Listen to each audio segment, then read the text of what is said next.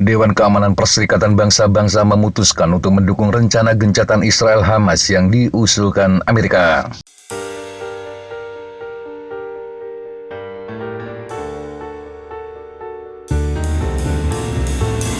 Dalam pemungutan suara Senin 10 Juni 2024, sebanyak 14 dari 15 anggota Dewan Keamanan mendukung resolusi tersebut, sementara Rusia memilih untuk abstain.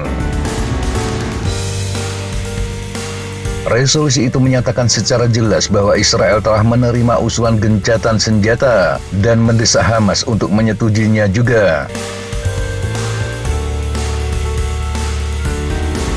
Rencana tersebut memiliki 3 tahap yang akan diakhiri dengan rencana rekonstruksi besar-besaran di Gaza, daerah yang sebagian besar telah hancur akibat konflik 8 bulan tersebut.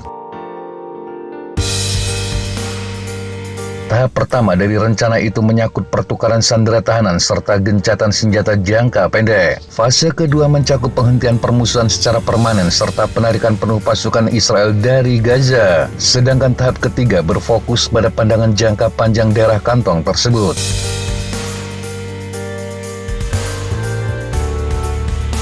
Resolusi ini muncul beberapa minggu setelah Presiden Amerika Joe Biden mengatakan Israel telah menyetujui rencana 3 fase yang akan menghasilkan gencatan senjata permanen di Gaza. Namun Perdana Menteri Israel Benjamin Netanyahu secara terbuka tidak setuju sebagian dari resolusi tersebut dan berulang kali mengatakan dia berencana untuk melanjutkan operasi militer sampai Hamas hancur.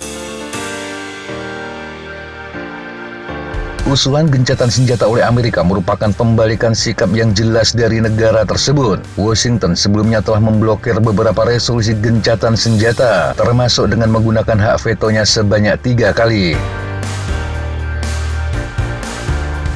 Agnes Callamard, Ketua Kelompok Hak Asasi Manusia Amnesty International, menyebut Amerika kini harus menggunakan pengaruhnya untuk memastikan gencatan senjata tersebut menjadi kenyataan. Washington harus menghentikan transfer senjata ke Israel dan memastikan pemerintahan Tel Aviv mengizinkan akses bantuan kemanusiaan tanpa batas di seluruh Gaza. Sesaat setelah keputusan diambil, Hamas segera menyambut baik resolusi PBB tersebut. Dalam sebuah pernyataan mereka mengatakan kesediaan untuk bekerja sama guna bernegosiasi secara tidak langsung mengenai bagaimana menerapkan prinsip-prinsip tersebut.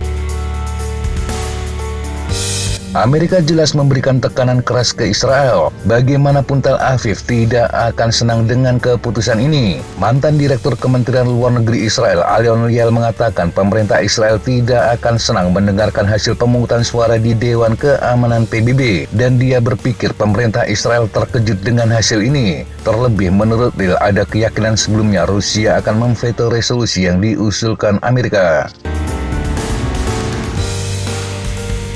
Tetapi menurut Lial, negara kunci yang menekan Israel agar menerapkan resolusi gencatan senjata PBB bukanlah Amerika Serikat, melainkan Mesir. Negara itu menurutnya kini berada dalam posisi untuk memberikan tekanan besar kepada Israel guna mengakhiri perang. Perang setiap hari telah semakin dekat ke perbatasannya, semakin jauh ke Rafah dan semakin banyak pengungsi yang masuk ke Mesir. Sejumlah pihak menyambut baik resolusi tersebut dan mendesak semua pihak untuk menjalankannya. Duta Besar Amerika untuk PBB, Linda Thomas-Greenfield, mengatakan hari ini mereka memilih perdamaian. Sementara Duta Besar Inggris, Barbara Woodward, menggambarkan situasi di Gaza sebagai bencana besar dan menambahkan penderitaan telah berlangsung terlalu lama. Kepemimpinan Palestina juga menyambut baik disahkannya resolusi yang disponsori Amerika. Riyad Mansour, Duta Besar Palestina untuk PBB, menyebut upaya ini merupakan langkah ke arah yang benar. Dia juga berterima kasih kepada semua negara yang bekerja sama untuk mempengaruhi rancangan resolusi agar lebih dekat dengan tujuan hak-hak nasional rakyat Palestina. Di bagian lain, Menteri Luar Negeri Amerika Antony Blinken mengatakan semua pemerintah di Timur Tengah harus menekan Hamas untuk mengatakan ya terhadap gencatan senjata dengan Israel. Menurut Blinken, ini penting jika ingin meringankan penderitaan yang mengerikan di Gaza, untuk memulangkan semua sandera, serta untuk menempatkan Israel dan Palestina di jalan menuju perdamaian abadi.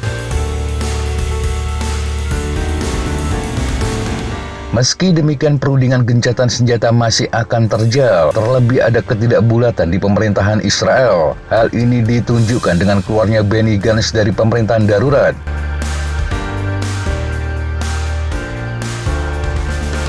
Saat ini kita hanya bisa berspekulasi apakah pemerintah Israel pada akhirnya akan tampil ke publik dan menerima kebijakan tersebut. Dan apa yang akan terjadi jika pemerintah Israel melakukan hal itu? Apakah akan meledak? Apakah negara ini akan direkonstruksi untuk menjadi pemerintahan baru? Semua benar-benar tidak jelas. Yang pasti ada kekuatan oposisi yang serius di dalam pemerintahan Israel. Namun setelah Hamas menyambut resolusi tersebut, pemerintah Israel pasti harus meresponnya.